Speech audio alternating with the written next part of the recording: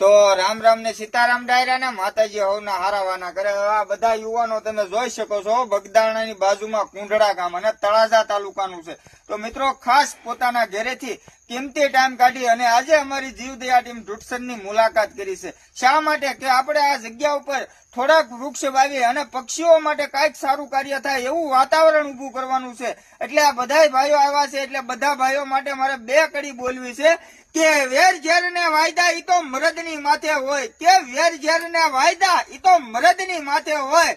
બાકી આ બધા ભાઈઓને આઠે પોર આનંદ હોય. તો મિત્રો સારું કાર્ય કરવા માટે સારું વ્યક્તિત્વ, સારા વિચાર અને સારા સંસ્કાર જો આજે આ લોકોની પાસે ટાઈમ છે તો એ બીજા સ્થળ ઉપર હરવા ફરવા જઈ શકતા હતા, પણ નહીં, એક જીવદયા ટીમ ઢૂંઢસરના સ્થળ ઉપર કાંઈક સેવાનું કાર્ય ચાલુ છે.